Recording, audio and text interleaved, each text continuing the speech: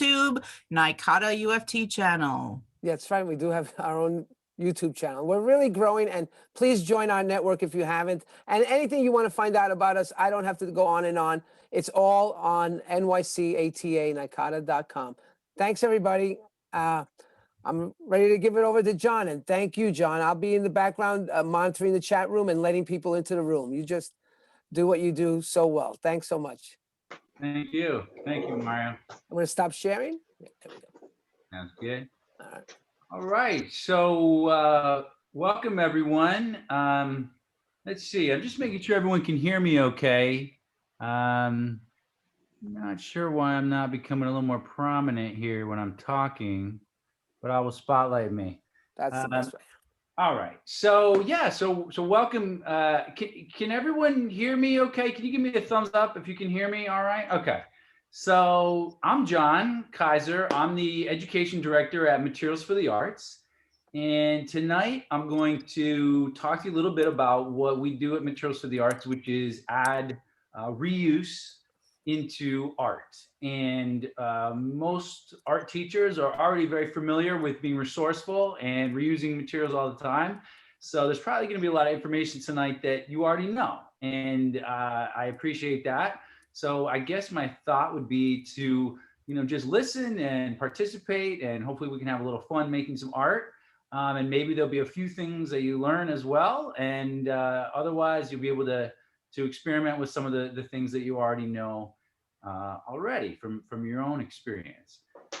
And so we're gonna do a little talking, do a little scavenger hunting, and then we'll do a little art making.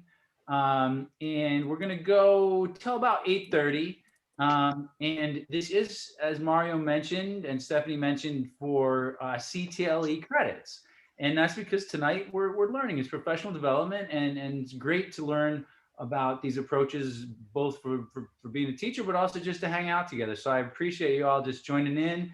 And I will say that Mario and Stephanie and the New York City Art Teachers Association, I've seen them just do some fantastic stuff over the years, and it's a really fun opportunity if you're feeling all alone and siloed sometimes as an artist or an art teacher. It's a great opportunity to meet some of these other creative minds out there that are really souls and just like you, really care about the work they do. And so that's why I'm here tonight, because I've been inspired by them as well. So thanks so much for including me. So you might be able to see that I'm not at Materials for the Arts right now. I'm in my kitchen, probably like a lot of you are. And if you're not familiar with Materials for the Arts, I'll just tell you a little bit about what it is. Many of you have already been there. Many of you have not. What it is a program run by the New York City Department of Cultural Affairs. So I work for the Department of Cultural Affairs, and we're in charge of the arts in New York City, the museums, cultural institutions, all the effort to spread art to New Yorkers. And so what Materials for the Arts is the warehouse where we're literally sending out trucks, getting people to deliver all sorts of great reused material. And then schools and artists can come to Materials for the Arts and literally fill up their car with as many supplies as they can take out of there for free. And the purpose of that is to make art possible for all of the great things that you're doing. And so the way it works is you basically get a login, just like any other online thing, a password and an email, and you're able to use your schools.nyc.gov email. And you log in, you make an appointment, and you come to get supplies for like a mini shopping spree. Right now, we are open, but we're open in a limited capacity. So because of all the rules with quarantine and so forth, we aren't physically open inside right now. We're closed inside, but what we have instead is a system where you can contact us, reach out through our website, through our email address, and you can request to make an appointment where you come to our loading dock and we bring you down some of the supplies that you might be interested in. And some of those supplies include lots of familiar art supplies like paper of all different sizes and colors, fabric, even things like tape and paints and brushes. but also very maybe non-traditional art supplies, like found materials, all sorts of widgets, boxes of thousands of little shapes and plastic objects left over from factories and companies. We have a whole section of fabric, rolls of fabric. I remember when I worked for an arts organization, I got one roll of fabric and I just used that for years as the canvases that I would make from that roll of fabric. We made theater curtains with it. It was a never-ending roll, and we have a whole section of rolls of fabric. We have all the fun things from the textiles industry too, like buttons and ribbons and zippers. And I'm talking like, it looks like a Home Depot, if you can imagine, a whole aisle just of zippers, a whole aisle just of bins full of buttons of all different colors. We've got all sorts of things like frames, picture frames, big ones, little ones. We get them from the Museum of Modern Art. We get them from all sorts of fancy places. All sorts of theater equipment. So theater lighting, theater curtains, props. We get all the props from Saturday Night Live, from, you know, all the different Broadway musicals. I remember once we got all the roller skates from the Little Mermaid Broadway show that they wore underneath their mermaid outfits. And, you know, we had hundreds of them. And so if you could imagine just all the variety of furniture. So if you're ever trying to outfit a new art studio in your school or add some kinds of, you know, things to make, say, a multi-purpose space for creating additional workspaces, we've got all sorts of great furniture, chairs, desks. And then we also have a fun section, which is like found stuff like toys and little broken objects and things like that, as well as a section of all sorts of like hardware. So like metal things and screws and all sorts of great supplies, of which, you know, if you can imagine, it's like being a kid in a candy store, all the opportunities you can imagine for making art. And so tonight, we're going to be talking about the artist Louise Nevelson.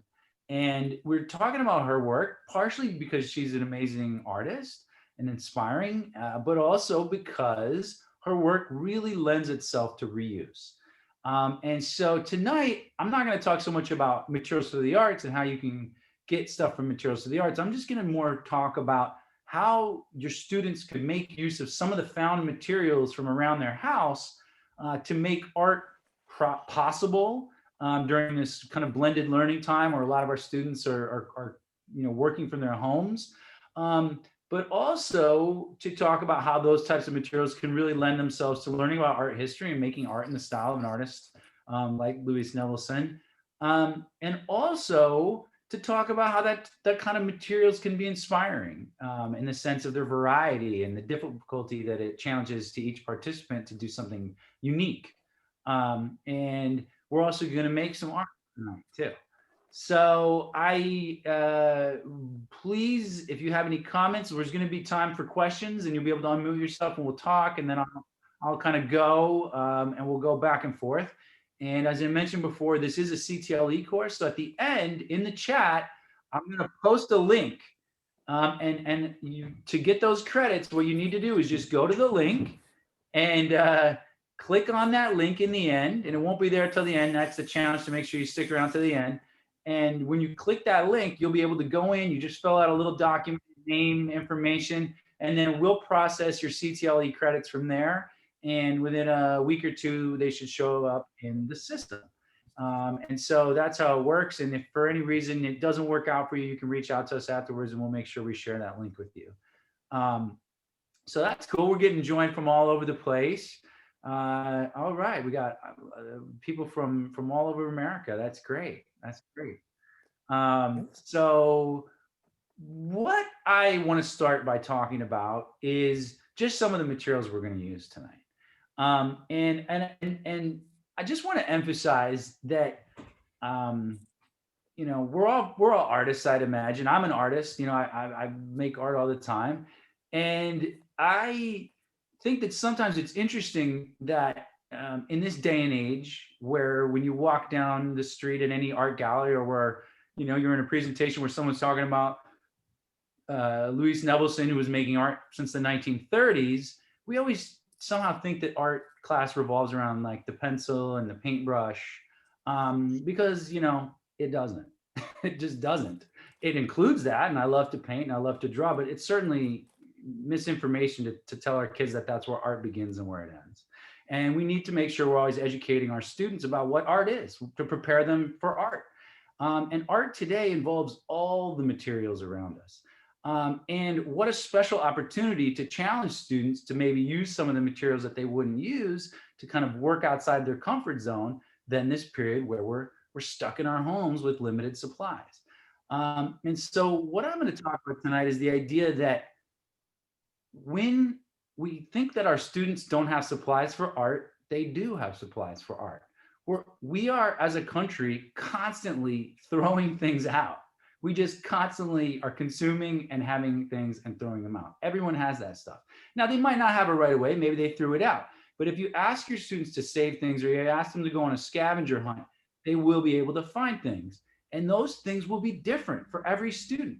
Certain students will have severe limitations. They might not have scissors or glue or some of those materials that we maybe wish they had in order to make certain projects happen, but it doesn't mean they can't still participate in the project. One of the difficulties I think that teachers have is that they find that students tend to make art pieces that all look the same sometimes. Well, this is a great opportunity to make sure that doesn't happen by inviting students to use what they have and encouraging them to go in different directions. And so I'm going to show you some examples of some of the materials I have, and then we're going to gather some materials and we're going to make some stuff. So the first thing I just want to talk about is some of the supplies that can be used from around the house. And so, what I did is I literally dug around, I grabbed some things, but I always encourage students, and as part of an art class, especially virtually, to have your students create what I call like a treasure bin or a treasure box. It could be just a shoe box. No one has that much storage. Maybe it's just a shoe box, maybe it's just a little bag. And throughout the week, throughout the month, they're saving things that they think, might be useful for making art with. Packaging from different food that they have. Maybe it's certain little objects like maybe toys and things like that they could make use of for different things. Maybe it's something like, like some ribbon or something that they've got maybe leftovers from presents and things that they find. And that's why I call them treasures. It's not like they always come around, but they're things that we could potentially save to reuse. And so whether it's the bag from the store or the box, or even just simple things like a battered paper plate or even some junk mail, these things can be great supplies. And I love to draw, just to make sure that I make that clear. And anytime anyone wants to draw, junk mail can become the perfect drawing surface. And if it's a little ripped, just to fold it and straighten that rip out can make anything into a beautiful supply. And sometimes your junk mail is already, thrown out and it's all crumpled up, but that's okay. It can still be reprocessed. It can be flattened out. It can be opened up in different creative ways to turn it into all sorts of different things that actually have unique elements to it. Like this has this clear part, the beginning of an Iron Man mask, the beginning of a pop-up book, the beginning of all sorts of different things. And sometimes you find some treasures inside. Look, I just found an empty envelope in here that already has some stickum on it. And I could already begin to think of the creative things that I could do with these materials. And so they can lend themselves to all sorts of possibilities to students. I remember talking to a student and she was telling me about a really fun project she did with her art teacher in school. And I said to her, "Oh, wow, let's do the project right now." It was my niece. And she said, "Well, I can't do that project. I needed the specific supplies that my teacher had in school for me to work on the project." And I thought to myself, that's a shame. In a way, she was being taught that she wasn't able to do those art projects on her own because she really was waiting for her teacher to give her the right supplies to get going. So again, when you're reusing supplies around the house, it's really advocating for this idea that your students can continue working on projects on their own with their parents, finding new supplies, being innovative.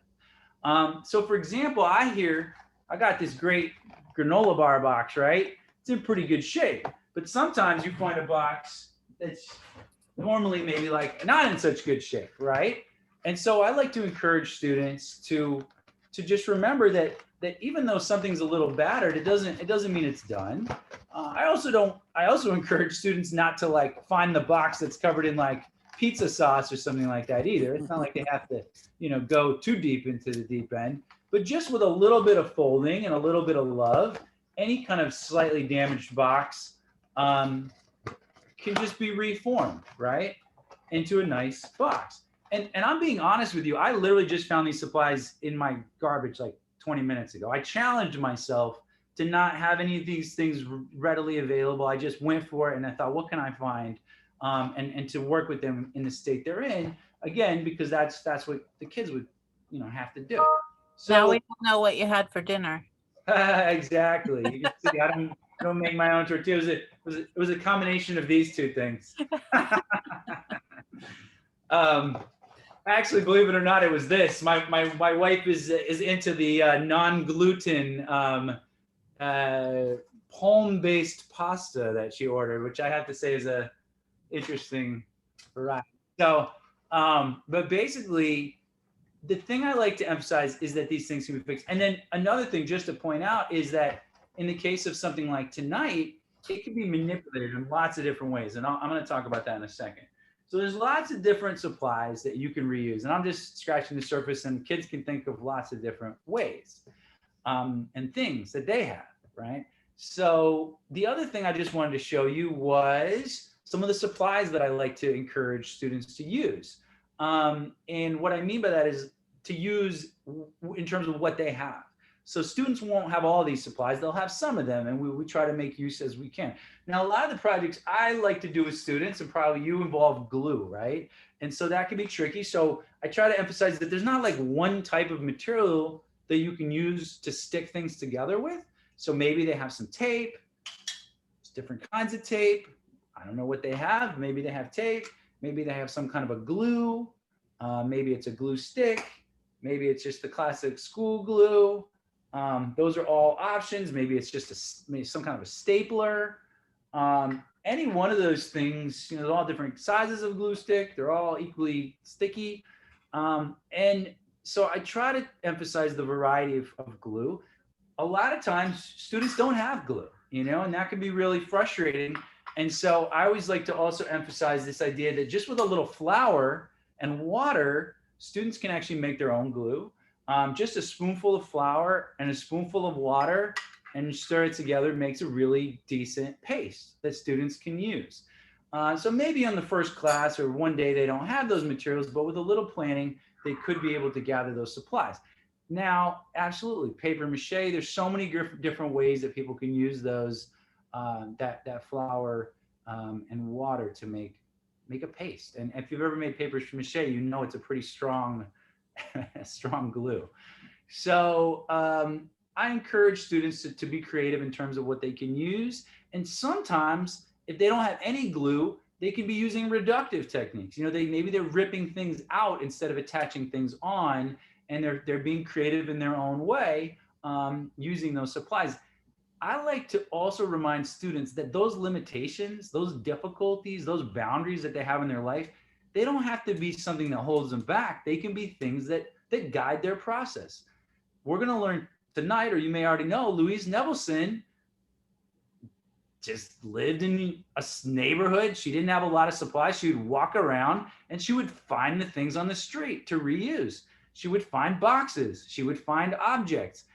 In the times she was living, things tended to be made more from wood. And so there was a lot of cast off wooden supplies outside of places that were building things, boxes. She would gather those leftover supplies because that's what was available, and she would use those supplies. Did that make her the famous artist that we're all studying today? Yes, it did. So just because someone is limited in terms of their supplies has nothing to do with the quality of the art they can create. If anything, sometimes it might inspire them to make something unique. And so just to show you some random examples of things that I'll make with my students before we get into the regular project, here's some wrapping paper and some different objects glued together in a collage, just using a box cut out, actually ripped out, to be honest with you, and all sorts of projects are possible. Here is a mask made with again, like a box and kind of a rolled up piece of another box. I tend to recommend if kids are doing ripping or cutting, to use like a softer box. Sometimes it can be frustrating to try to rip like a heavy duty box like this. It can be a little trickier, but it's possible. And I always say to students, like when the supplies are ready for you and they're meant to be used together, like Legos or something like that, they go together easily. But when you're actually an artist in your art studio making something and doing something new, it's not necessarily meant to go together, and it's hard. It takes a little bit of a little work to make it work. So sometimes it's just here's a mask just made with a piece of paper, the lined paper, and some ripping. Only ripping was used here, and it's just one of these cardboard tubes and some wrapping paper, and we've got our mask here, and I like to do simple examples for students just to give them a chance to kind of outdo the quality of what I'm doing. Let's see, here's a bird made from slotted together granola bar boxes and some found paper, and I think the eye is made from like a letter, and this is actually a leftover paint palette that I was using, and you can see that the wings, it's just cut out and slid in there, just like a little, kind of fold and a cut and a slide through, and there we go. I've got my bird, and then we go from there. And so there's lots of different creative ways that people can make all sorts of different things with rolled and found paper, and I'm sure you've experimented with those things in the past. And sometimes they don't have paper; they have just a sponge, and they use that, and you see what kind of cool things they get into. And yeah, so those are some of the approaches that I like to use and I found success with. And again, it's negotiating these crazy times where we're having to speak through this digital interface. I wish we could all be in the same room together right now. So please, if you do have any questions, you can throw them into the chat. If anyone has any comments or wants to kind of ask me questions or challenge me, or has any ideas, like throw those out there. We'd love to hear them. But first, before we get into the project, I just want to show you some examples of the art of Louise Nevelson, in case you're not as familiar with her work. So I'm going to share my screen right here and show you some examples. So what she was doing, and you can see this is a fairly large art piece right here. This is from the main gallery that shows her work, Pace Gallery. These are all fairly big boxes. This is like a taller than me as a sculpture. And it's literally a collection of wooden boxes that are all stacked together with found objects and wooden pieces, cast-offs, the remnants from when things are cut out from other things that are assembled in a very minimalist and beautiful abstract way to form this sculpture. And then she will traditionally, or much of the time, paint the whole thing a solid color, generally black. And that helps to kind of take away the identity of some of the individual pieces and create it into kind of a solid sculpture. Now today, I'm going to give you the option to paint what you create black, but it doesn't need to be, in a sense, in my mind, painted black in order for it to be successful. A number of reasons for that. Number one is maybe your students don't have black paint. Maybe they do. I think the option is kind of fun. A lot of times cardboard, which is mainly what I'll be using today, tends to be kind of a brown color. So we'll get a general brown color. So you can see here through some various examples. Here's the Tate Modern, another one of her pieces here that is made with some of these kind of found materials that are stacked inside of these boxes. And again, the boxes are put together, and there's a certain freedom to how the boxes are assembled. It doesn't have to be this perfect grid. Sometimes there's little gaps between them. Sometimes, some poke up higher and lower. And you can see that here's an example of a piece where it is kind of a brownish color. So it doesn't always have to be this black piece for it to be referential of Louise Nevelson, and you can see here, I'm going to read from this quote from the gallery. You know, she filled her downtown New York studios with wooden materials, mostly salvaged from the streets around her. She was using these boxes as sculptural units and filling them with bold, complex arrangements, and then bringing them together into these large compositions. And so, what a great kind of instruction for your students to experiment with. So, you know, there's lots of different ways that she worked. And, you know, here's an example from the MoMA where you can see the nuance in each of the boxes. You know, each one of them is like a little design experiment. You can see there's like elements of like doorknob, you know, kind of maybe cut-offs from maybe kind of like wooden pieces. Maybe they were from furniture. I think there's some spools up here you can see stacked. There's even in her pieces bottles and all sorts of different elements that kind of lose their identity when they all become this like, you know, single color through the assemblage. And so that's the general gist of what we're going to experiment with tonight. Is we're going to try to create our own sculpture in a style of her. And are we going to do it with 1,000 boxes or 50 boxes? Maybe. I don't know how many boxes you have or how ambitious you are. You certainly don't have to stop when the bell strikes 8:30. But I, you know, encourage you to make at least one. And how cool would it be to take, for example, screenshots of each of your students' boxes and then assemble those screenshots all together into a collaborative Nevelson sculpture, or to challenge your older students maybe to make actually a sculpture that had multiple boxes associated with it. So tonight I'll leave it open and I see what you can get into.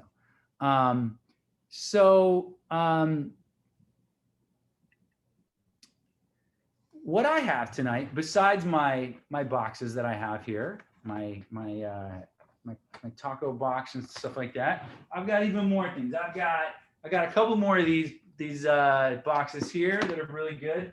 I had like the inserts that went in them. They were kind of broken, but I thought these were kind of fun to work around with. These are like these, and yeah, I know you start wishing you didn't throw things away. And you know what? This actually can be a really interesting study in sustainability and thinking about the things that we throw away. I find that when I talk to my students about recycling, they start to understand the value that these things don't just disappear, they go places. And I do encourage students to recycle. And if you did already recycle it, you know what? Guess what? Just go back here and you open your cabinet here, and you've got all sorts of more boxes waiting for you just to reuse for the next thing. So there's always supplies. And tonight, because of this virtual nature of what we do, you can use things tonight that aren't reused. You know, this still has it's full of some of this great everything but the bagel sesame blend in here. But you know, I'm going to use this tonight, so I'm not going to paint it black. But I'm gonna, and even if I did, I guess I could rewrite the label on it. But no, I'm gonna use some of these things tonight. So if you don't have things that are throwaways, you can just use the things you have. I just bought a new spice set and threw out 1 million spice bottles. I am so stupid. Well, that's where the whole treasure bin concept comes in, because I always encourage, you know, it's like, I don't want to encourage like a generation of hoarders or anything. You know, it's like, you know, I always say like, what do you have? What's your storage? You know, maybe for a student, it's like a shoebox. Maybe for an art teacher, it's like a bin. You know, for me, it's like a warehouse at Materials for the Arts. But, you know, what do you have space for? And then that's your space. And then you trade up. So when you get, you know, sometimes it's like you got a bunch of cardboard and you're like, I don't know, you know, I'm going to get the good stuff in here because this will come again. And so I do encourage kids to keep that treasure box for supplies. So this is just something I was happy when I found this. I was like, oh, this looks good. And, you know, I'm lucky because they didn't take my recycling because it's so snowy outside. So I had a little extra. So here, you know, this is something I might use. I've even got stuff like these kind of boxes that are already broken open. And again, you know, opening up a box, you know, it becomes a great art material just in general, just something to draw on, you know, like it's closed, and you can also rebuild the box, right? Say you want to make it back into a box, it can be reclosed, or it can be turned into kind of like a, you know, with some tape along the edges, it can be rebuilt into a great beginning for the project we're going to do tonight. Because what we're going to do tonight is we're going to assemble our own design piece within boxes. So yeah, so I've got a bunch of different examples of just different things here. Some are bigger, some are littler. I even happen to get a big one here, which is nice. I just happen to have this. Ooh, it's got some good stuff in there. It's got like some kind of materials. Paper can be used to form some interesting shapes and things like that. And then I also have this kind of thing, just from the plastic recycling objects. The milk carton, the juice container. I was thinking like these are kind of big, right? So I'm like, sometimes it's kind of like a math project where it's like, this doesn't work. So I thought, okay, well maybe maybe that's not going to work. So I thought, okay, well what are some of the littler, objects I have that I could start to, kind of experiment with in terms of my space and in terms of finding something that could fit within a space and all the ways that those could start to go together. Now, in a situation like this, maybe it starts to bend a little, and that's where I am maybe going to use some tape and things like that to reinforce it, just to experiment. A student could be encouraged just to lay it flat and take a picture like that, but it is a little bit of a physics experiment whenever sculpture is involved. So yeah, I've just got all these like empty things, that I can use. And like this is not empty, and this is not empty. I'll use these. Let's see, I got a bottle here, who knows what you'll find. So, I love these plastic cups. They can be some very fun things. So what we're going to do is in 1 second, we're going to all just kind of go on a scavenger hunt right now, like in your house, and just maybe 5 minutes. I'll give you 5 minutes. If it takes you a little longer, that's fine. And just see what you can find. And I mean, I'm not kidding, like literally just some junk mail can be used to create some really interesting backdrops. Now, you see that the Louise Nevelson sculptures are three-dimensional, but a collage project can still accomplish the same effect of having these various shapes that live in relationship to one another. And then they already sometimes lend themselves to thinking about some of the different design elements that can go on there. So if you're feeling stuck and you don't have any boxes, maybe you do it two-dimensionally and you're still experimenting with design using found materials within a space. So there's lots of different possibilities. And again, I encourage variety and thinking outside the box. So basically, yeah, I think that's about it. Now, one other thing is I do have paint for later. Like I could paint these, if I wanted, and if you want to, you're certainly welcome to. But that would be like a second part that we would do maybe later. Before I send you off on your scavenger hunt, does anyone have any questions? You can unmute yourself and ask, or you can put it in the chat. Hey, thanks, John. I had a question about, you were talking about material for the arts. Is it currently opened, or were you guys curtailed because of the pandemic restrictions? And yeah, so we were closed for a little while. We've been open for a while as well. We both accept donations. I make sure I mention that as well. If you ever wanted to drive up to the loading dock with supplies to donate, we certainly take those. We don't take clothes. We want those to go to Goodwill or a place where someone could actually instead of cutting them up, they could use them. But everything else we take, and we also do set up appointments for schools. Absolutely. And so if you need to learn more about that, you can go to our website and you can contact us directly. Our website is materialsforthearts.org. Also on our website, you can find out information about all sorts of fun things like field trips, free field trips for your students, art classes. And we also offer professional development workshops for teachers, the P credit program. So the ASPDP, the plus 30 credits. We actually have a course that's starting this Saturday. So that might be a little soon, but we have another course that's starting in a couple months. They're really fun, and they're all online right now. And people are coming into the warehouse and going through things. And no, so you don't go into the warehouse right now. What you do is you reach out to us through generally email and say, normally there's a little back and forth, but these are the kinds of supply. Sometimes it's, can I come in? And then we reply, what are you looking for? And they say, and we say, here's some of the supplies we have. And you come and say, I'm looking for paper and some fabric and this kind of thing. And then we kind of do like a personal shopping thing, and we bring the materials down to our loading dock. And so you just pull up in your car, you got your mask on, everyone's keeping a social distance, and you're able to do the handoff right there. Well, that's even easier than the way it used to be. Yeah. Let's keep that when COVID's over. The Who good can actually come in or do this? Like, are there restrictions on people who can do this? Who can come and shop with you? So we do have a system where you need to sign up to have an account with Materials for the Arts. And normally that's done kind of by, you can either do it through your principal, and every principal already has access to the account. A lot of times they're a little confused about it, and they'll delegate it to someone else in their school who's called the account manager. If you don't know who that person is, you can ask us and we can help you connect with them. But right now during the pandemic, we're doing everything we can just to give supplies to people. And so we're trying to make it even easier. But my question is, do they have to be employed by a school or nonprofit, or can anybody off the street become a member? So That's a good question. there are restrictions. So that's a good question. So in the point of Materials for the Arts is kind of like a mini grant, if you can imagine it like that. And so it's not for just anybody. We don't want, like, say, an antique store just coming and getting the supplies and selling it, or someone. It has to be for someone that's already been signed off on as doing public community-based art. And that means a teacher for the New York City Public Schools, someone working through a museum, through a parks department, through a library, through a community center. And so those are the individuals that can come and get the supplies.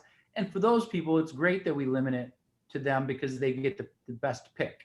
And so it is specifically set up for not for individuals, but for people like teachers and artists that are working with arts programs. Not-for-profit groups. Not-for-profit groups. Yep, exactly. And there's however many million people in New York, so it makes the program available. However, there's another place that you can go to get all sorts of great supplies for very low cost, which is any reused store, from Goodwill, Salvation Army, garage sales, Craigslist, Thrift shop, yeah. There's lots of great supplies. And something we like to talk about in our workshops is just, besides your house, when you're a teacher, when you're an artist, you'd be surprised how much your local community, especially businesses, want to support that.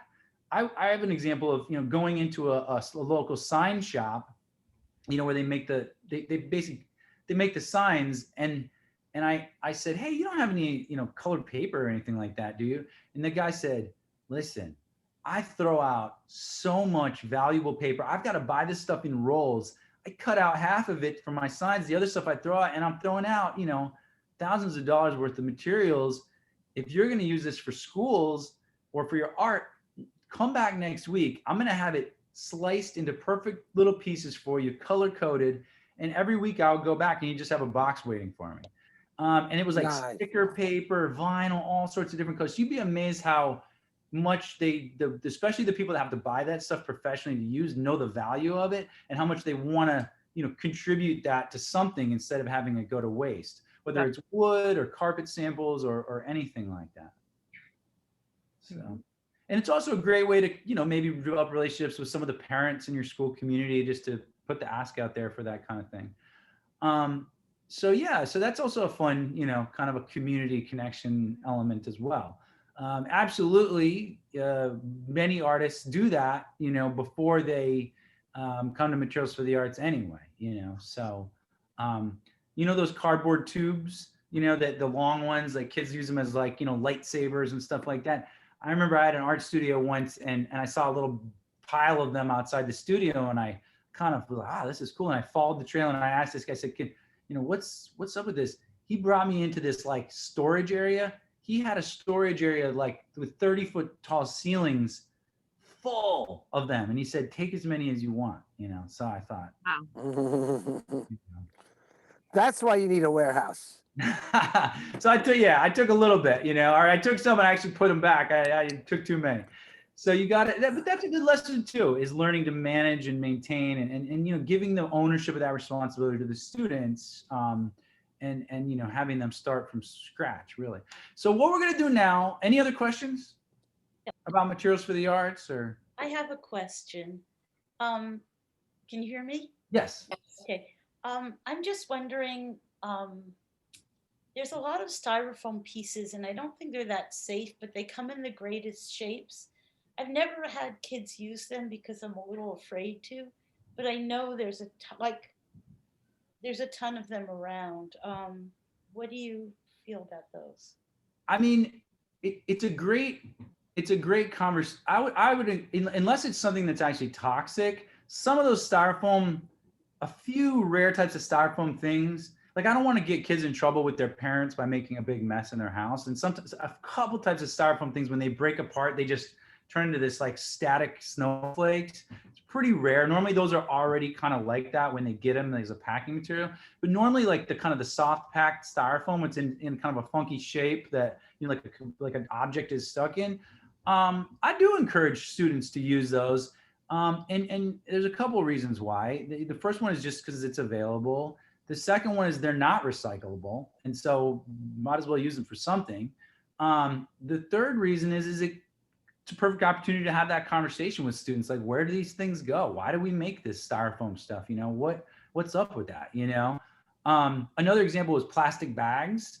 I've seen, people use plastic bags. You can't recycle them. You can, it's pretty difficult to. You can theoretically recycle them at the store they came from. Now they're banned, which is great. But, I've seen people cut them into strips and weave them together and make plastic yarn out of them and then use that. I've seen people create Tyvek by layering them together and putting another piece of paper and ironing it and creating like a material. But I would say, yes, we would rather not have those supplies, but sometimes they can be meaningful just to have that conversation. What's another thing that's not recyclable? Fabric. Fabric is not recyclable. Really? I mean, there is an economy of breaking fabric down smaller and smaller to use as rag and then use in different ways. But it's carpets are not recyclable.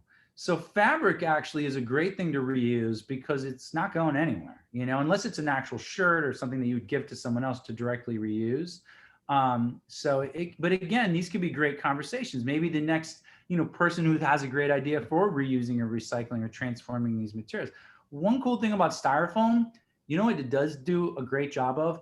It creates a beautiful soundboard for a musical instrument. If you take like a stick and put a rubber band on it and you hit it like a little bass guitar, you can't hear it. But if you have a piece of styrofoam and you touch that stick to it, boom, boom, boom, boom, you can hear it. It creates a real interesting resonance. And styrofoam blocks are great when you have paintbrushes in the classroom and you want to store them. You just keep sticking them into these big blocks till they disintegrate, and then you just take the next block and use it. Pencils, paintbrushes, any art tool, and then you can have the kids decorate the side of the styrofoam and paint around it. So it really is, that's one good use for it. Absolutely. And that's where the innovation comes in. And there's a million things, that you can, it's like this bottle could be recycled. It's like you put it in this bin, it goes in the landfill for thousands of years. You put it in this bin, it's a bottle within 2 weeks. You walk over here and fill it up with water, it's a bottle. You put some paintbrushes in it, it's a paintbrush holder. You put it in the water, it's a boat. It becomes a puppet body. There's so many infinite things that could be done with it, which I think is very cool. And again, it's just a great opportunity to have that conversation about innovation and possibility in terms of being creative. Also, it's important, I think, meaningful to let kids know that things don't always have to look exactly like a realistic thing. And sometimes, when we were given this like perfect supplies, there's this fear that we're going to break it or mess it up. But when you're using these kind of things, it's already, kind of messed up to begin with. So there's a little bit more experimentation that can happen. So let's keep this conversation. John, what I'd like to do is I want to steer people into like the actual time to make art. And what I see that the chat room has really populated. So when we're actually making the artwork, I will then review the chat. So there were some questions for you, but let's get people started on working. Perfect. And then at that time, we can even take mics off and people can just talk like we were in the classroom. I love it. social time during art making. So why I don't you love we'll get going on making art, and then once we start that, I'll go in and do a chat room review. Okay, so now basically you got 5 minutes or less if you're ready to go. And what I want you to do is look around your house, see if you can find some type of a box or some type of an object that can be folded or created into a box. If it's like something like this, maybe it's something that you can, kind of cut out some of the form of it to keep its integrity. So it keeps its shape basically. And then you're able to work within that. And then also see what you can find in terms of supplies and interesting details that can go inside of your creation, whether they be, toys or objects or so forth. All right, go for it. Great. I'm going to look around too for a couple more things. And John, I think we're at 7:50. So do you want to look? You want to reconvene at 7:55 and then give Yeah, 7:55. Just give 20, yourself 30 minutes to make art. just a speed round. Yeah, you don't want to miss your opportunity to make. All right, And a lot of the making we're going to do when we're done here too. So go for it, All everybody. right, I'm on gallery view. I'm making sure I don't see anybody on camera. That means maybe if you are on camera, hold up all your stuff. Nice.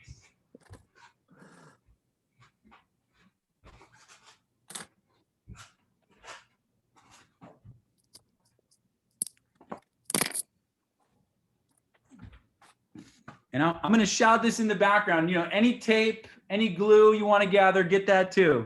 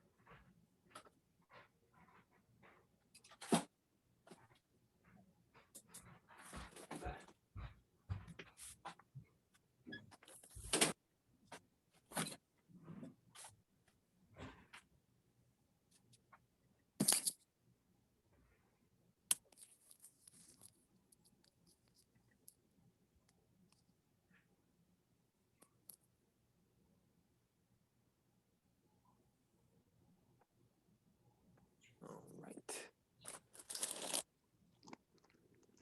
I found a big bag of old toys. That's gonna be fun. Yes. And some buttons and pebbles.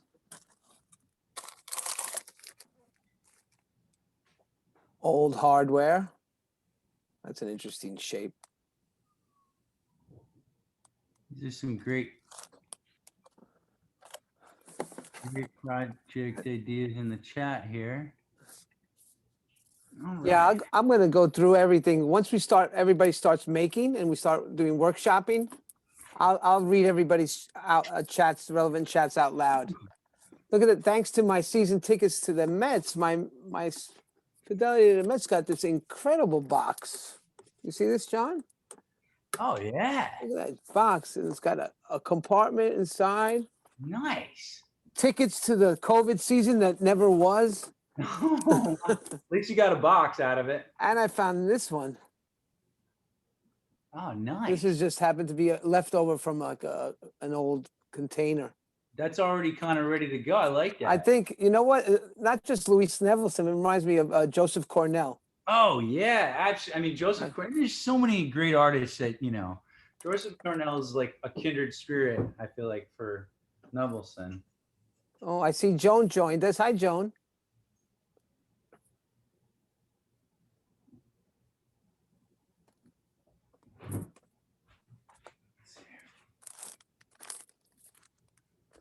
All right, I'm not going to build yet. I'm going to wait for the wait. Starting whistle. Yeah, Okay, I'm going to be. folks, you got about 1 minute left. I don't like red sauce. And don't stress about it too much. It's a great opportunity to kind of put yourself in the shoes of your students and see, what's possible and how it could be, an art class is what, like 45 minutes. So it's like, you're already limited.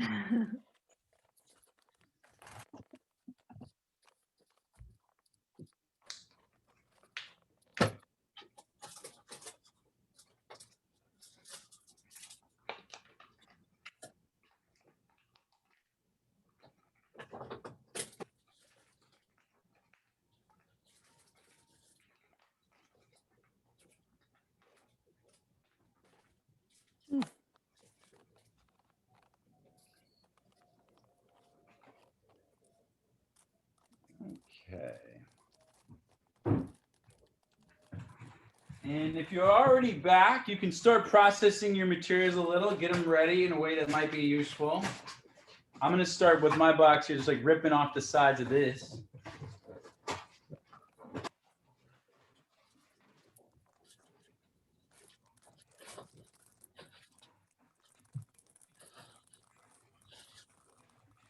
I don't see Stephanie back, but we had been discussing the ability to access the music that is publicly licensed, so we could have music during art making time. Nice. If we record for YouTube, then you run into a problem if you have music which is not what's the word for that when it's public domain? Yeah, public domain. Well, we have to ask Antonio to make the music. Oh yeah, Right. if That's somebody right. makes the music, we could. That's right. Go But for it. somebody said last week when I was doing my workshop that there is a site that you can download music that is publicly accessible and you can use it without fear of running into Absolutely. problems. And sometimes it's even fun because you'll hear a pop song and you realize it's kind of a riff on it that they made public. Oh, look at this.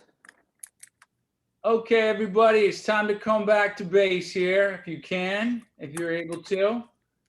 And so I'm seeing that some people, a lot of people are coming back here, just kind of checking on the situation here.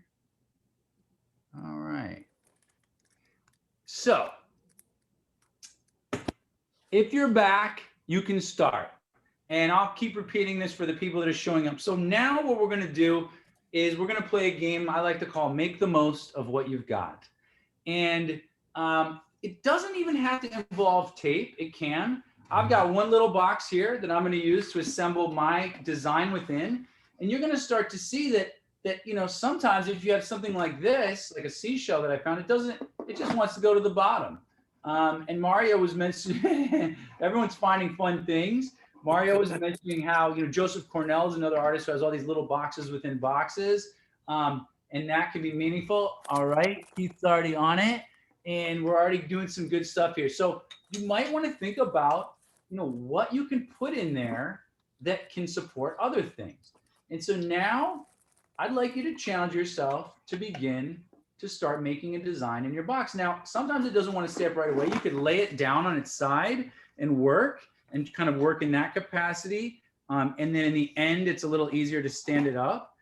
It's up to you, but I want you to work with those classic elements of design, whatever kind of inspiration you have that you want to work with, to make a design in your box. And you can make multiple. I have a few. It's up to you. I wanted to show you that, you know, you could just fold paper even to make a box like this, you know, or cut out that cereal box or whatever to kind of make a form that holds. So now we're working. So go for it. You can make some art. I've got a big one behind me here. I'm kind of ripping off the sides of it just to make it a little less hard to deal with. And I'm going to make one back here as well. And I'm actually going to use the pieces of cardboard in here as a tool to make that possible too. So everyone that's joining us, you can go for it. See what you can make. And you know, sometimes with your class of students, it might be something where they just create an assemblage and it doesn't stay. It just is something they photograph and document. So I happen to have tape, so I'm going to use some tape here. Maybe you have some tools, you know, some materials you can use. I'm going to tape this together.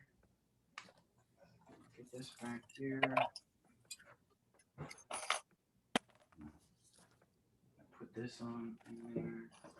I need a bigger table. Need a bigger boat. Yeah.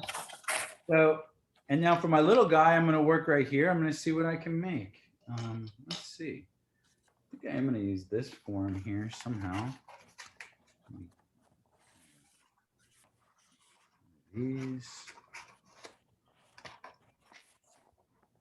Sometimes it doesn't, and sometimes it's helpful to lean it. You know, it's a legit conversation for students to think about how things fit together. My shell.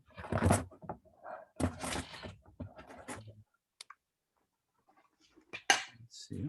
That's nice. So if you're rejoining us, you can get started. See what you can do. Have fun with it. I'm already seeing some really cool ideas here. And just experiment. And, you know, again, there's no wrong way to do it. Let's see here.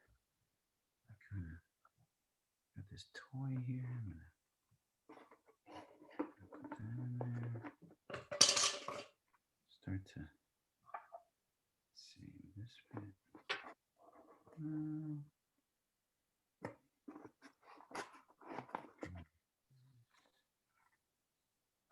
Oh, got people coming in. We have almost 40 people joined us tonight. That's Great. fantastic. That's great.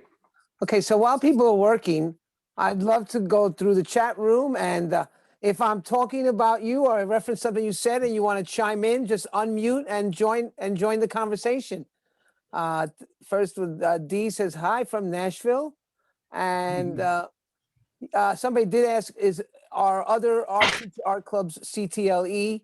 And this one is a special art edition of Art Club through Material for the Arts, as we are just kind of sponsoring their incredible creative things that they bring to us and what they provide for teachers here in New York City.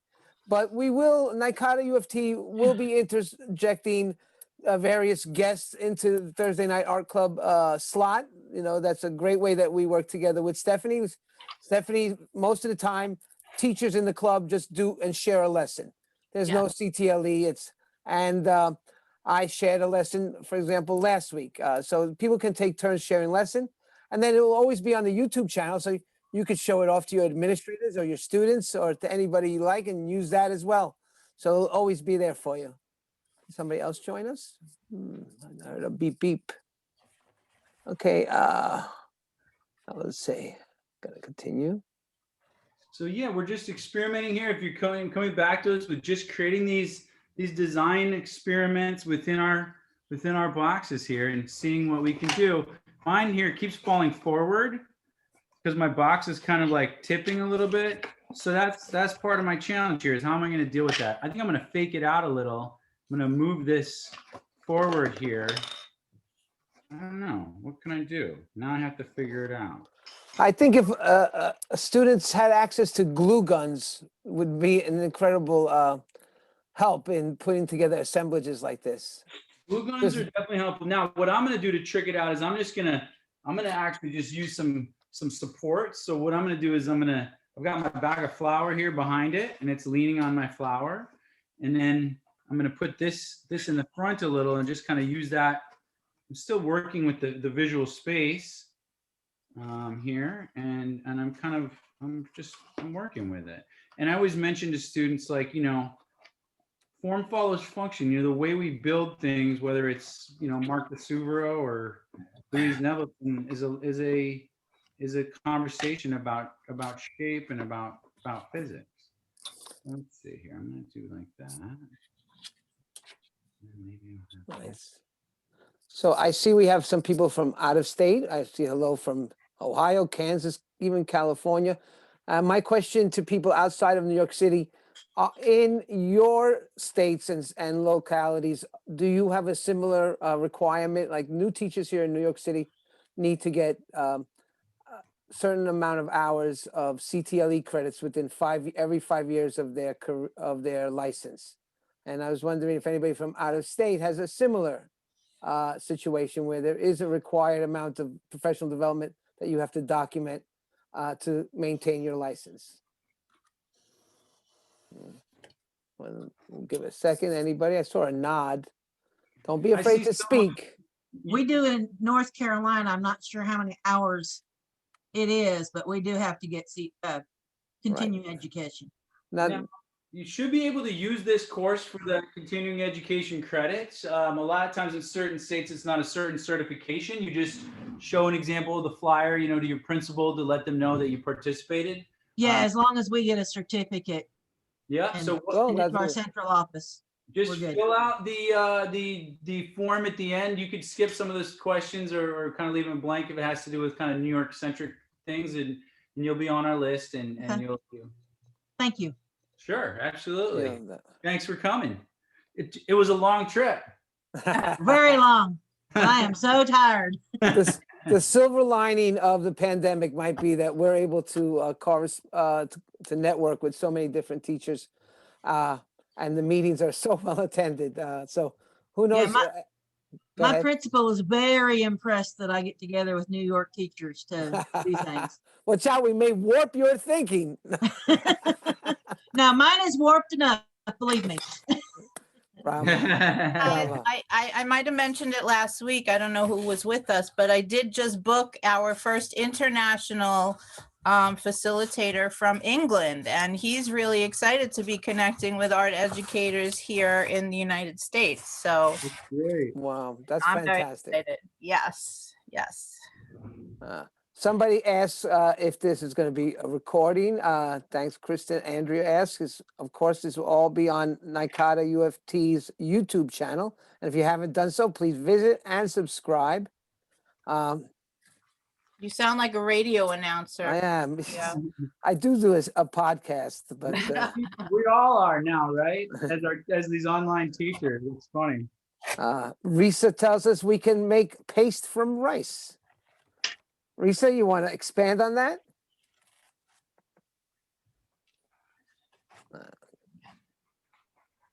Off the top of my head, no, but I know I looked it up. I looked it up last year because I was thinking about different alternate ways for glue, and I was thinking about rice paste, which I have, like the Nori brand rice paste and stuff. And there's definitely recipes you can look it up. So it's basically like cooking down rice, really, really watery, and then straining out some of the water, and it makes a paste. That's sure, off the top of my head, but I'm sure it's can be Googled pretty easily. Thanks, Risa. Where are you from? I'm in Harlem. Oh, well, there And you also go. from Elmont, the town next to Floral That's Park. great. So are you working in person or are you remote, fully remote? I am, well, the past couple of weeks have been fully remote under quarantine, but because I was quarantined for exposure to a student and then the school was shut down. But I'm in person and then also doing the lessons for all the kids who are remote. So Wow. Well, I just retired in January. I feel a little guilty, but Do not feel guilty. We celebrate you. I celebrate all of my colleagues because I can't imagine. I know how hard it was just teaching, and now to throw this on top of it. I say I retired in January, and then everybody else came home 2 months later. That's And crazy. everybody's they're not retired. They're stressing out and working. People are posting that about material that they threw away. Kristen threw out a bunch of cardboard jewelry boxes. Hmm. I gave a bunch of stuff out to a maker space teacher. Everybody's lamenting that they threw away, got rid of their stuff. And like a lot of times you find, this kind of box, and it's like, it can be really, it could be remade, reformed. Here's a question for you, John. Yes. Is glue made with flour a problem? Lori asked this. Is glue made with flour a problem in terms of attracting bugs? And what about all the styrofoam inserts? Are they safe for kids to use? The styrofoam inserts are safe. The glue that's made, so this is made with glue from flour, and if you've ever made paper mache, you know that there is a lifespan to it. But I haven't ever seen it directly attract bugs. It's more that it would just deteriorate over time. It's not a long-term, way of making something. But certainly for the purposes of a student that wouldn't have it, it'd be all right. It's also a little harder to clean up than some other types of. Again, if you've ever made paper mache, you know that maybe it could be pretty heavy duty cleaning it up. But on the other hand, if you've ever made cookies, it could be it's about as hard to clean up as that. So it's not the end of the world either. Great. Yeah, I think I had problems. If there were bugs or like mice, they are attracted. Like when I taught in Bushwick, mice would be attracted to wheat-based glue. Yeah. Yeah. Becky Feast posted a link for everybody in the chat, and I believe it's a book called Magic Trash. Becky, you have any more information about that link you put in? Well, Becky, if she's there, if she is, if not, it's in there. I believe the book is called Magic Trash. I don't want to hit it and be moved away from where I am now, but thanks for the link. It's actually an artist who is from Detroit, Michigan, and he uses his found objects to decorate places around. He was trying to not upscale, but upcycle a neighborhood so it didn't look so trashy. It's kind of interesting. Oh, great. So the link is there. People should check it out. And there's some really great books that, you always hear kids say, even like, someone's trash is someone else's treasure. And there's so many great books and resources for, whether it's online or books and so forth of great, ideas. And the more you dig into it, the deeper it goes. It's like, paper dolls are just, the fashion catalogs with the images cut out, and then or quilting is people's leftover materials that have been transformed, and you start realizing how deeply it goes into our art and into our society. There's so many amazing artists that have from Robert Rauschenberg and onward that have reused materials. I have another question for you, John, from Kristen. Says her school has an account for her, but she was never able to access it. The principal has her on file and is confused about how to connect. So any words of advice for her? Yeah, I mean, just so you know, we not only do we offer materials and materials to the arts to all the art community, but if you, I'm going to write it right now in the chat. We have an email, education@mfta.nyc.gov, specifically for teachers, that you can email us with questions, about us helping you track down your account information. Sometimes it could just be something like the principal. It's kind of like a bottleneck, where maybe the principal is confused about how to add someone or do that kind of thing. If someone has a schools.nyc.gov email address, we know you're a teacher. So it helps us to be able to kind of push you to the front of the line and maybe just potentially make an account for you and just tell your principal about it. So I'm going to put that in the chat right now. Thanks a lot. That's great. Hope that helps, Kristen. Yes, that does. Thank you. Looks like me. They're just like, yeah, you have an account. And I'm like, okay, can I access it? And they're like, yeah. And then I never hear back. Right. Well, I hope that helps. I have some anecdotals. Shelley says they have a great woodworking shop in her town and they'll give her all the scraps. Jen tells about retired subs in her building that bring goodies in from their wood shops and senior centers. Bingo daubers. Oh, they're the best. Various That's other great. things. That's great. Yeah. So I'm loving to see what people got here. Now you can see we had the luxury of having an hour and a half. So I spent my time kind of yammering on about materials for the arts and talking about some things. But in the limited amount of time for a lesson that you might have, hopefully with just a brief introduction about Louise Nevelson and having already assigned some of these supplies, students could really come up with some great things with a limited amount of time. And right, with me, I used a little tape here. I used a little structural elements. I'm working on my piece in the background here. It's keeps tipping over, and I keep adding new things to it. But that's kind of part of the process here. So we're going to work for just a little while longer. But do know that we don't have to be done at 8:30. Like if you want to keep working on this, you're welcome to do it. Hey, Yeah, we John, don't have a time cutoff. We can go a little longer. This is as Yeah. long as you guys want to be involved. There's no time I cutoff. also just like to say to students in general, it's like, the project doesn't end when the class ends. The project goes on for the rest of your life. You know what I mean? It's art and it's awesome. And there's a reason why people love it because it's the funnest thing to do. You know what I mean? So, John, I would suggest it's about 8:15. I have plenty of more things in the chat box, and I'm still see 20 new messages, and I'm halfway down. So let's let people work for another 15 minutes at least, and then check in. sure. And then at that point, we could decide. It is a 2-hour CTLE course, which technically means, to be true to CTLE, you should have close to 2 hours worth of time invested in. So we can start at 8:30. We can make a determination if people want to stay till later. I'll leave that up to you and Stephanie, and let's take it from there because I see everybody's busy working. It's like a madcap beehive of activity in the gallery view. Really Right on. fantastic. And we should have some time where we could spotlight and check on what people have created. Right, John?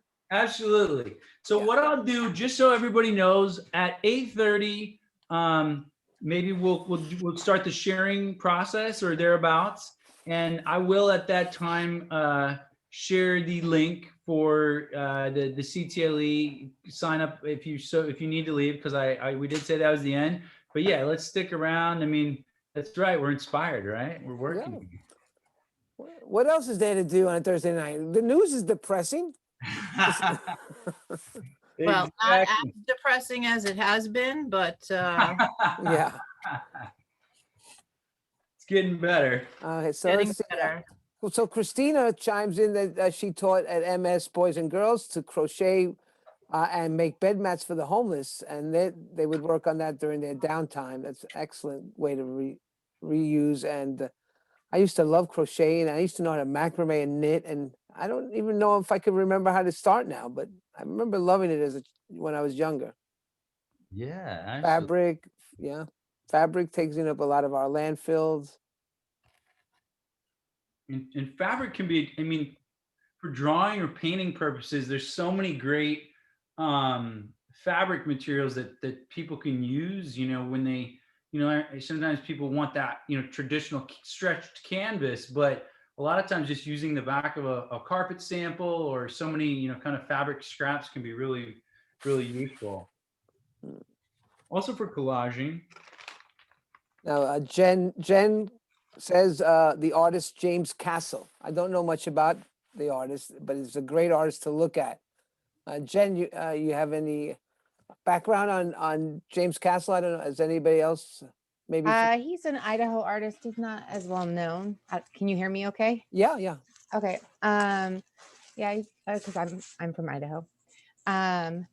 So he was born deaf and was born in a really small town, and he only created art. He everywhere around him, he was out in the country, so no one knew art around him. And he's self-taught artist, and he just made art with things around him. So I can put a link to an archive of his work that the local museum here has put together, but he used like soot from their fireplace to draw with, and he used just like matchboxes and random things that he could find around the house. Wonderful.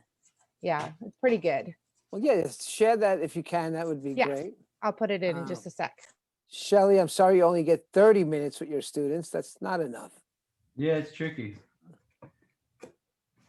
But we used to play. I used to play this game when I was a kid with my dad called "Make the Most of What You Got." When we were on vacation in the middle of nowhere, like camping or something like that. And the game is you just gather a bunch of sticks and random stuff, and you got 5 minutes. Everyone takes a turn, and you kind of do like Pictionary with the found materials. That's nice. So that might be kind of a version you could do of this in a shorter amount of time. Sometimes the time limit's cool. I think he was shaping you for your future career, John. I think he was.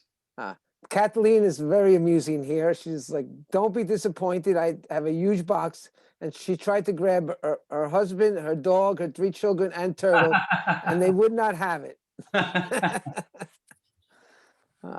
It's hard to get the dog to sit still for the sculpture.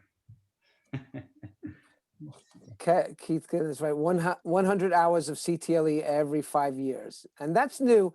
Here at NYCATA UFT, we've always been doing workshops. We've been around for over 30 years. And before, teachers were saturated with staff development to the point where people would just go to staff development willingly, and they would look for it because it was a way to network. When you teach alone, it's a great way to network with other teachers. But now it seems like it's this contractual obligation. I don't know if it's a good thing or a bad thing, but we at NYCATA have to change, because we realize that our membership, which is all of New York City art teachers, more and more of them need to do this every 5 years. And A lot of what the city provides is also irrelevant to what we do. Right. And it needs to be more compliant and more understanding about what we need in our classrooms, and not just, pedagogy. We know our pedagogy. Mhm. We just need like support, fresh ideas for projects and materials and resources and all of that stuff. And we don't get that sitting and talking about Charlotte Danielson with the whole rest of the faculty. Right. Well, that's why it's great that if we can, we are going to try to bring more CTLE. If we go through the UFT, it's a little bit more of a laborious process. Plus, the UFT, because of the way they keep records and because of how they pay the facilitators, has to charge, it's, I believe, $30 for 2 hours. And we've done a survey, and some teachers are willing to pay $30 for 2 hours. But a lot of teachers are seeking free CTLE, even if it doesn't relate to their subject. And so hopefully we can bring low-cost CTLE. We are lobbying for that within the UFT to provide low-cost CTLE to UFT members and New York City teachers. And when we get people outside of the UFT, as long as we're doing it on our own platform, they've agreed to allow us to do it at no charge from like organizations like Material for the Arts that do offer low or free CTLE all the time, right, John? You do CTLE credit outside of this, right? So Absolutely. So we do all sorts of programs with our education department. We have, we have field trips for kids. Right now they're virtual. But we have an art gallery, Materials for the Arts. We have in-school residencies. I saw someone on the chat talking about a great artist in residence that they had that's coming to their school, which is really interesting. And we do professional development courses also through the P credit program, which is really something that was negotiated through the unions, which is, gives teachers a chance. You probably will, fully aware of it, the plus 30 program, but you're able to get a raise, by choosing to pursue professional development. And so, yeah, we offer all these different programs, and there's information on our website about that.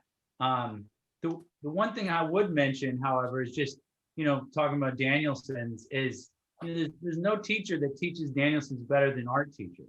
I mean, talking about like engaging the student, talking about, thinking about collaboration, thinking about what students are already thinking about. So sometimes I feel like the art teacher is kind of put in a box where it seems like maybe what they're offering isn't quite so central to the deeper part of the school. But if you really stick out some of those meetings and stick your neck in there, people might start realizing that you're actually the one in the school that's teaching independent thinking, and that's teaching, engagement, and getting students to talk about their work and dealing with the things that they're interested in. And so there's sometimes there can be a place in there for making room for art teachers. A lot of times as artists, we want to go in our studio and work, but again, one way I like to do it is, because a lot of times artists too, we're tapped, we have to do all the work, all the decorating of the school, everything, but I like to, again, reusing materials and reminding teachers, especially a lot of times science teachers or some teachers that do physical stuff, that there are free materials available to them if they look a little deeper in that science fair project and that history project and that ELA props for social, for public speaking and so forth. They can make art too. So I always try to enlist the other teachers in the school in making art. Sometimes they start to understand better what I'm doing. When I was a teacher, that was a big part of my process. You're absolutely right, John. I mean, the arts curriculum lends itself to workshopping, and Danielson. If you're not sure if you're using Danielson, just ask your administrators to come and observe, because they always help me out, because I'm like, well, they would point out, you're doing A, B, C, D, and E. I'm like, well, that's just great. I'm just teaching art the only way I know how. Why don't you just tell me every checkbox that I'm checking off, and I'll just keep doing what I'm doing? Because we almost naturally are part of what good teaching is about. The inquisition, the expansion, the problem solving, the ability for kids to talk and lead each other and share with each other. So don't be shy to tell your principal, well, that's so great. Can you explain to me, the visual artist, how this all fits into the Danielson model? And you'll be surprised at how much of those check boxes we just naturally do. But the frustrating part is I don't want to have to think about how many check boxes I have to check off. I want to be an authentic teacher and do my thing. If I have to stop and check off boxes just because I'm being observed, the kids will see that I'm just right. in. I'm not being authentic in the classroom, and I that's not who I am. I don't want to do My that. advice is just to do what good art teaching is naturally, and don't worry about the boxes. They'll check themselves off. When they come in and say, well, here's what I'm going to do, and this is what I always do. And you'll be surprised that you are checking off the boxes, and you don't have to. I know it's frustrating when they make you put everything into the glut of paperwork that comes down the line. But I was lucky enough to have administrators who just like, well, we can't fit Mario into this box, so we'll just let him do what he does, and we'll show him how it's all connected. And I was lucky in that way, because I was not very good at, like you. It's frustrating, Stephanie. I understand. It is frustrating. And there's some teachable moments in there too, because it's like that same feeling is the feeling our students have, when they're, it's With the standardized test, you have to fit into this and you have to answer it this way. You can't think for yourself. You have to give us exactly what we're looking for. And that's not how we build and support holistic human beings. Yeah, absolutely. So there you go. It's a work in progress. That's for sure. Interesting question from Kathleen. John, is that a beer can you're using?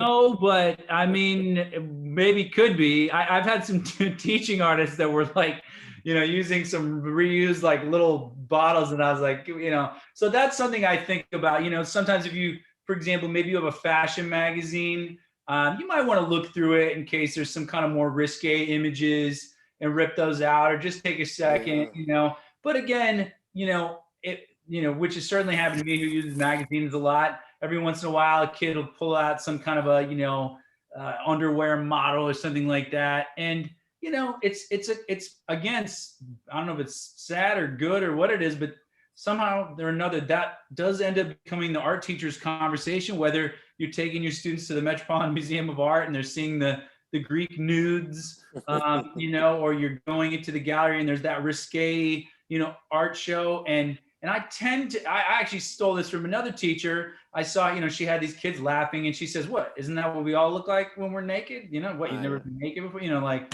and then, you know, it's true. So, you know. A few more questions, John, before we get to 8:30. I saw that somebody put up education at mfta.gov, and then you put down education at schools.nyc.gov. Oh, shoot.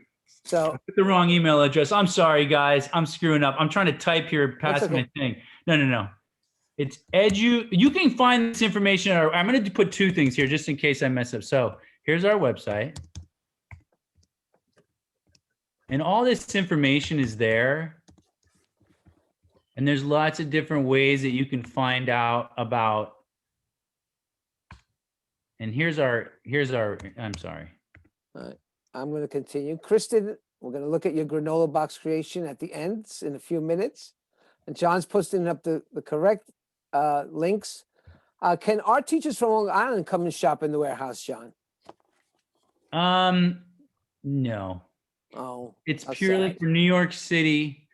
Well, you got to move to New York, you know. Well, listen, we can't go swim in their pools. Yeah, it's a New York program. It's for New Yorkers, you know. So, but what I would say is we certainly, on me personally, I work with people from all around the world in different school districts in terms of trying to advise individuals or, you know, administrators in terms of how to create their own programs in their community. I think I saw someone mention earlier in the chat about a maker room, and that's a concept that's becoming more popular. And what that is maybe you have an extra room in your school or an extra closet. You actually invite people to bring supplies in, and you create your own mini materials for the arts in your school. Right. And that's a possibility too. And again, that's a great way to kind of build bridges with other teachers and your community, because that's a way, you know, I mean, I see a future, hopefully, where we would have this kind of thing in every city. And we certainly advocate for that. And we love to see materials for the arts as a model. So you could go to your, you know, administration in general and just say, you know, why don't, you know. Right. We're doing an exhibit with Joan Davison, Inside Outside Young Students Reactions to the Pandemic. And we wrestled with that. Should we open it up to everybody? But we're the New York City Art Teachers Association. So we welcome everybody to replicate and use what we're doing and do it in their schools and their communities. And I do have a related question from Nancy, who says she's coming to New York as a credentialed teacher from California. Can she get materials if she plans a community project? If you were doing a community project in New York City, absolutely. So I always try to emphasize this idea that, you know, there's this idea as an artist that, you know, you want to, you know, kids say, you know, if you're an artist, are you rich? You know, do you sell your art for millions of dollars? You know, and it's like, you know, there's all sorts of different nuances there. And so, you know, how does that community-based experience pull in the top artists? And Materials for the Arts is one of those types of programs, amongst other grants, which is that, you know, if an artist goes to a library, they go to a community center, if they go to a parks department and they want to do a project with that institution, now they can come to Materials for the Arts through that institution. So absolutely, when you're doing a project in New York through a community-based organization here, it is a way to be able to access these supplies. I do want to emphasize, though, that we just get these supplies from all around us, you know? So even though we take the time to gather them and put them in one place, they're all around us. They're in every store, they're in every place.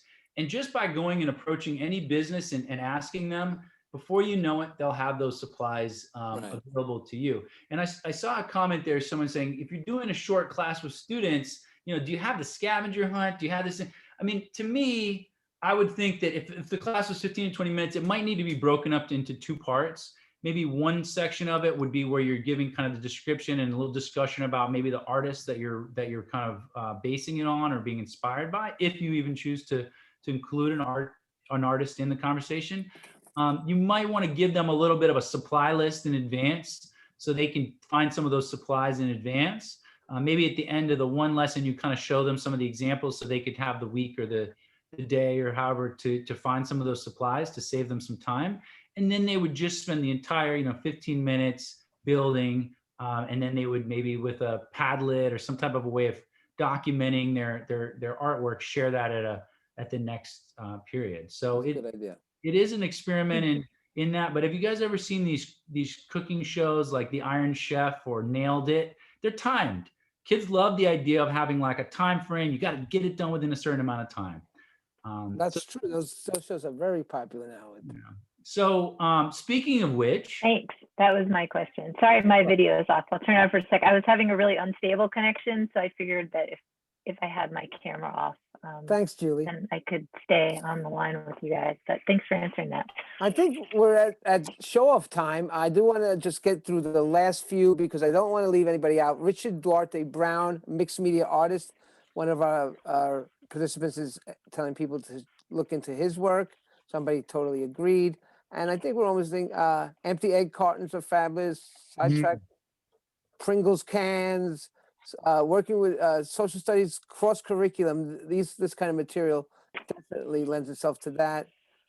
There's a link to a pivenworld.com Hannock Piven found object portraiture. And so I encourage people to look through the chat. It's full of links here already.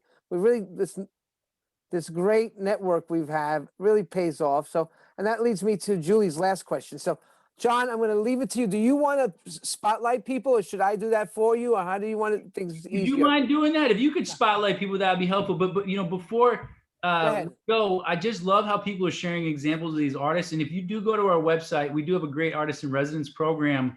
Tends to be New York City artists, and you can look through some examples of previous artists that still live in New York. If you're ever looking to have an artist, talk to your school, they're all great people that are available, and they can do some great things. But yeah, let's take a look at some of these projects here. I'm already seeing some good examples. Awesome. Look at this. Janet, you want to unmute and give us a few seconds of what you came up with and how?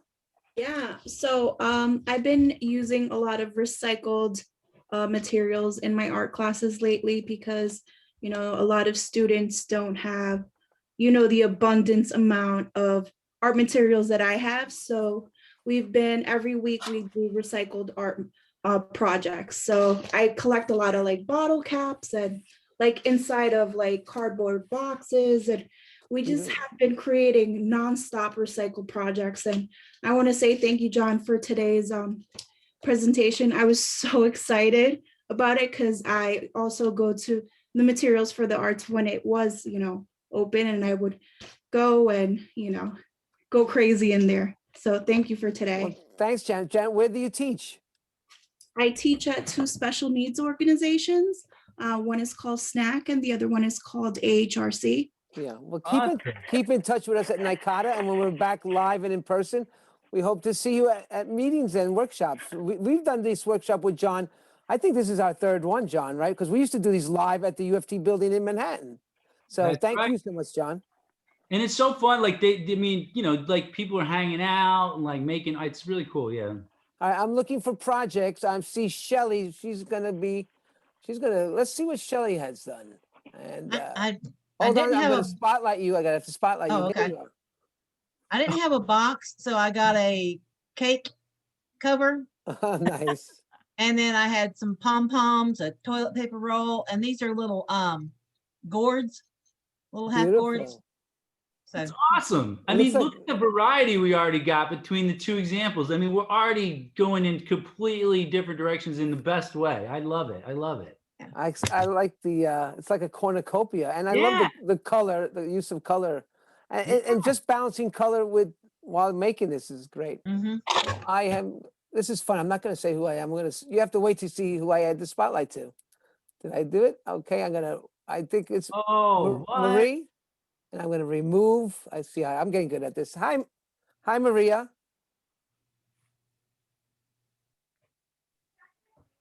Maria Verney. Yeah. Hi. I'm from Long Island. I used to shop at your warehouse when I was in the DOE. You guys are awesome. Thank you.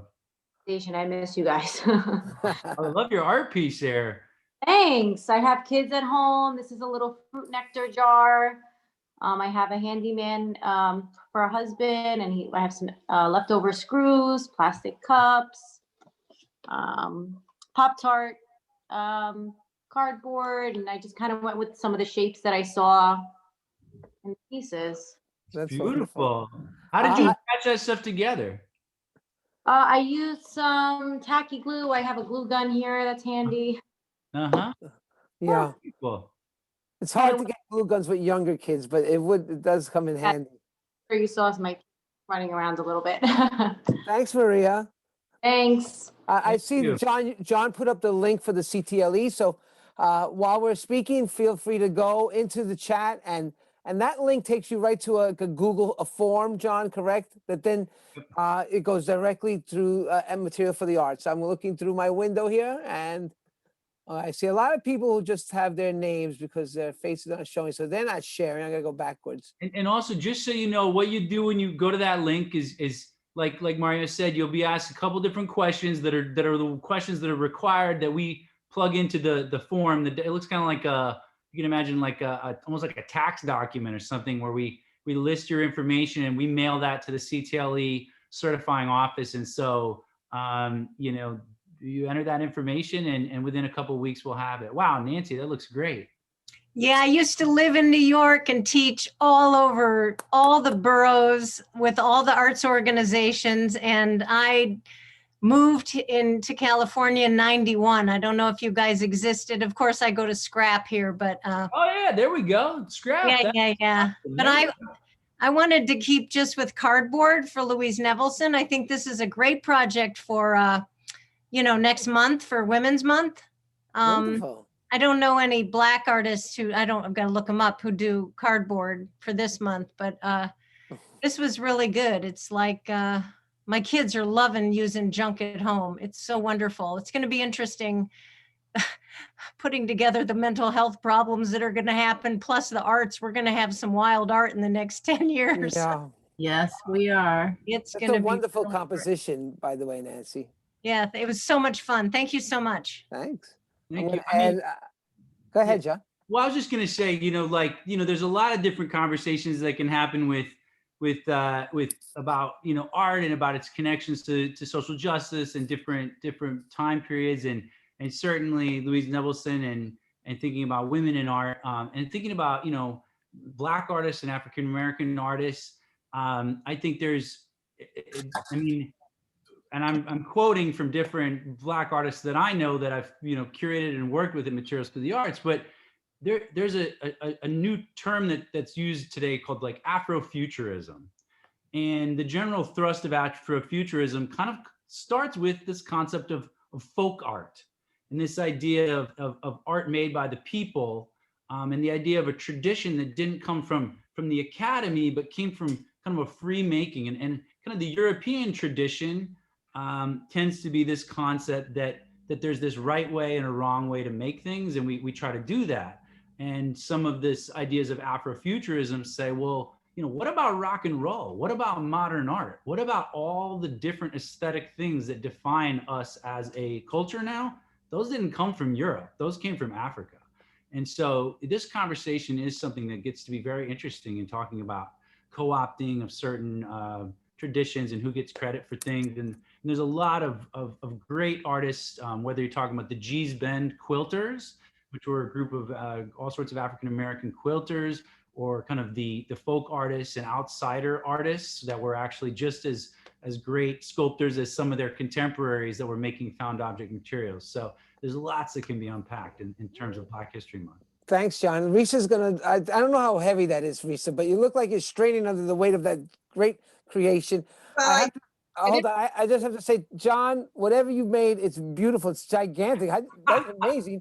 But I want to give Risa the floor because that's a great piece. Some of it's falling out because I didn't actually permanently affix things, although that's all right. It's awesome. This actually is a little cheat because it's something I did with Diane Smith at an MTFA/SVA workshop, and I threw that in. I got the idea of spirals, and so it's I wanted to stay mostly though monochromatic with the cardboard. Zenobia Bailey is another artist who works, she does a lot of textile, of course, and fiber, but I used to have a studio next to her, and she also did a lot of cardboard work. So she's a great one, Nancy, if you want to look up. And these are like top New York artists, you know, that she's describing. Yeah. Yeah. Thanks, Risa. I love the diagonal. Every artist knows that the diagonal is the strongest thing we have going for us in art as far as movement, and it's really great. Thanks. I'm looking through. Mindy, have we gone to you yet? We have not. I'm coming to Mindy then. I see she's waiting there. I feel like the lady on Wonderama when she go around and put. I'm cooking for my kids. Everyone's hungry. So I'm trying really hard, but for some reason circles and colors looked great tonight. So that's what I did. That's fantastic. Right from things at home, right? Yeah, I was able to go to G's Bend and meet with the quilters back when I taught in Alabama, and it was a wonderful experience. So if you ever get down to Alabama, it is a rural place. We actually got to take the ferry across, and it was awesome. It was absolutely awesome. Fantastic. Thank you. Have you gotten snow down there, or is it just up here for us? Today was a snow day for us. Oh, wow. Yep. So we're winter blizzard. I've been able to meet with my students all year. Of course, we've got masks and dividers and all that stuff, but it's been interesting, but we've at least been able to meet. I want to share something for everybody, no matter where you are. It was such a beautiful day today. We had the sun from 7 a.m. to 5 p.m. And at the end of the day, this is where we found ourselves with. And I have to remind you, whenever it snowed at my class, the greatest natural found object of all is the snow itself. And it's a beautiful thing, but if you look closely in this picture, something's going to appear coming out of the snow. And I grew this man today just out of the snow with my daughter and some of our friends. And he's a little gruff. He is smoking some sort of cigar or something, but it was a carrot and 2 tomatoes and the rest is snow. So I know we have a few more. I just wanted to share a great way to make art for nothing. And on a snow day, tell your kids, get outside. You have 30 minutes. Let's see what you could make. And it's a great project as well. Just remind me of that. I'm going to share with Stephanie. I think you're waiting there patiently there. I see you replace Spotlight, and there you go. Oh my God, Stephanie. Wow. Oh my God. It's like life and death all in one. Allegory. You talk, Stephanie. Tell us all about it. I just ran around and grabbed stuff and stuck it in the box. Wow. Wow. We From can all see over the house. Yeah. You have a way to collect these things. It's amazing. I thought the green looks like a rabbit. Yeah. First I thought there was a rabbit in here, and there's a peace sign. So this is definitely hope and peace. And then the skull on the side of the dark side. It's really allegorical, I would say. Yeah, and there's something to be said for this idea of, like, you know, the Nevelson sculptures being all of a solid color. And maybe that would be a fun project if you had more bandwidth with your students to have them find, you know, objects of a similar color, like how you have the black skull and the black tie and the black, you know, there's something really kind of cool about that. I love that. Right. Thank you. And this was all literally, I grabbed it at the last second. I just ran around and looked at what I had. I like I said, I was running behind and I almost forgot at the last minute. And so, yeah, I actually said to my mom last night, I might just sit and watch. I might not even participate. So this is literally just what I grabbed. Yeah. We've all been watching a lot lately. Some of that Zoom fatigue, you know, it's a great way to make it physical, right? Yeah. That's cool. I like this. Christina, you paying attention because you're on candid camera. Sorry, hold it up a little higher. No, is he participant? It looks great. I'll see. Does he have one too? It looks nice. Yeah, he does. So I'm the one that has that resident artist, and they do, the Columbus Museum of Art is doing a rotation with professional artists from Columbus right now. So he just did a bunch of mixed media stuff with them every Tuesday. And so he had to make his own. So you're a pro now. Oh, let's see that. Oh, nice. Oh, yeah. I love the tin cans. I love the texture on that. You should see the ones I made from my.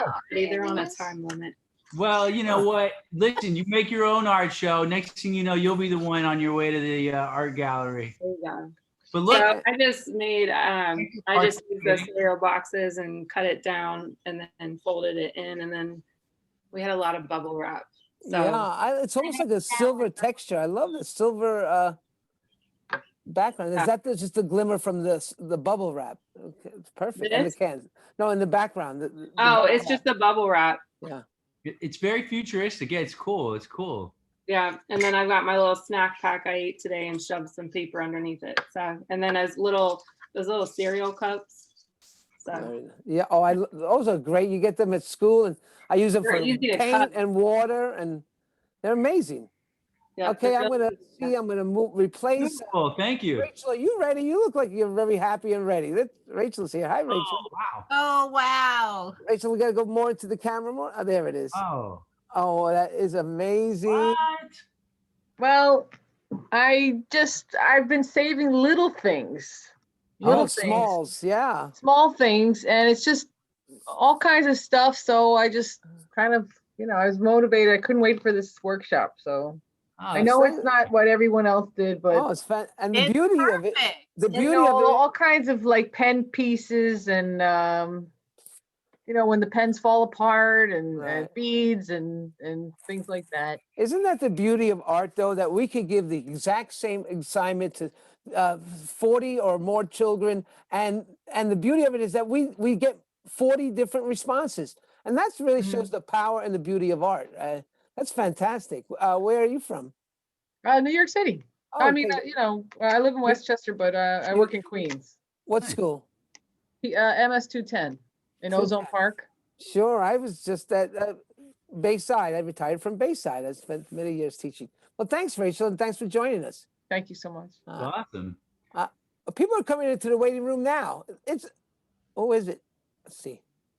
Marissa, the workshop's over. Maybe she just came in for a credit. All right. I have a request. I would love to do a gallery photo shoot, like snap everybody in the little squares, all of us holding our little squares. Can we do that? Yeah, how do I do that? Well, take it off Spotlight so that Okay. everybody shows up in the gallery, All and right. everybody hold up your work. And I don't know if I can screenshot it. Take us off Spotlight. I think you are off Spotlight. Right now, I got to put it on Yeah. gallery view. And what I would say is go to the first window, and if you're not holding something up, then take yourself out. It's where you click the three dots and write stop video for a second. I think that would work. So There we go. Good. Now, I don't know if we can do a screenshot. Let's see. Yes, I got it.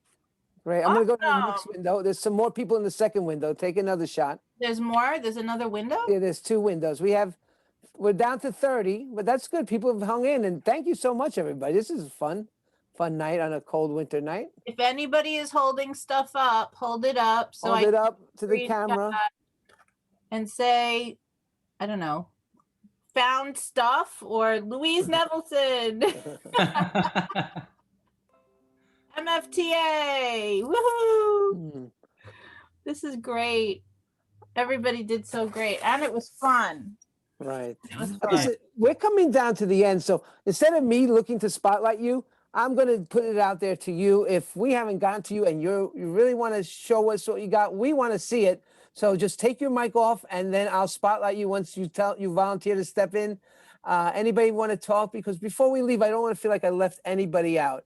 And John, if you have any parting words, we have about a few more minutes.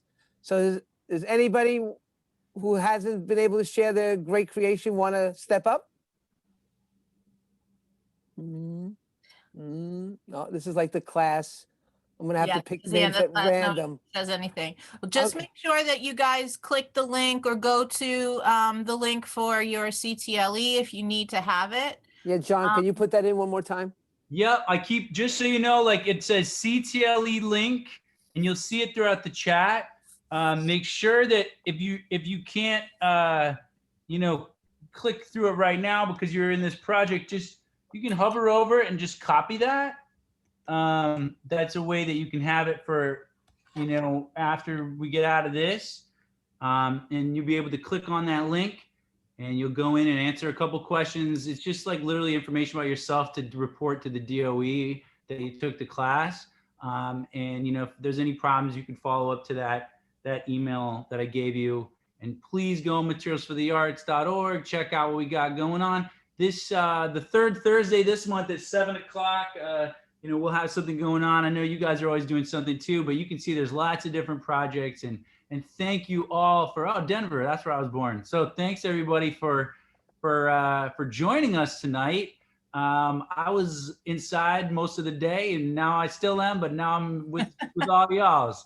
And I know there's some snow out there, so maybe Mario, I'll be making some snow sculptures tomorrow. That's right. It's amazing. Possibilities are endless. Thank you, John. I hope we can book you for another one of these at some other point before the year's over too. Absolutely. So some of you are saying maybe the link, you're having a difficulty with the link. You should be able to copy it and paste it. If you can't, try to highlight it and use, like, you know, Command C or go up to File and hit copy. It should copy. I just copied it using my computer. But otherwise, maybe right now before we close the meeting, we'll just give you all an extra second to click into that link so you can head on out of here and fill out that document to get your credit. So thank you.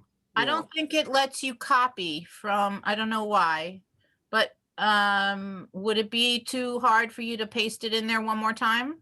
No, I think you're right. It is not letting me link on it. I am able to copy it, but I'm not able to. Let's try here. Let me just see something. Yeah, you can, for some reason you can't copy the chats and paste them. It doesn't let you do that. That seems weird. It is, but it's So maybe what we could do, Mario, you could let me know what you think in terms of let's see here. I want everyone to be able to get credit. There's a link at the 8:36 mark in the chat. If you guys scroll up, I can see it right here. At 8:36, there's a link. Can they use that? Oh, I see. It's copied from. All right, here, hold up. You know what? Give me 1 second. I'll give you guys the link. Give me 1 second. Yeah, that link is clickable. That's the original link. So I'm copying from the link. Give me 1 second though, and I can actually. Right, let's put it at the end. Yeah, give me 1 minute here. I'm just gonna go to my other link here. Bear with me, folks. I just don't want you all to miss out on the opportunity here. I'm glad people caught that. Give me 1 second here.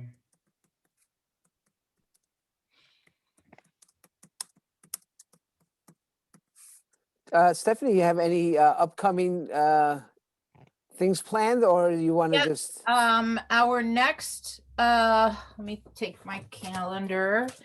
We have a March 4th event coming up, as I said, from a new friend in England who's going to be showing us a project with portraits and typography in Photoshop or Photopea, which is the free online web-based version of Photopea.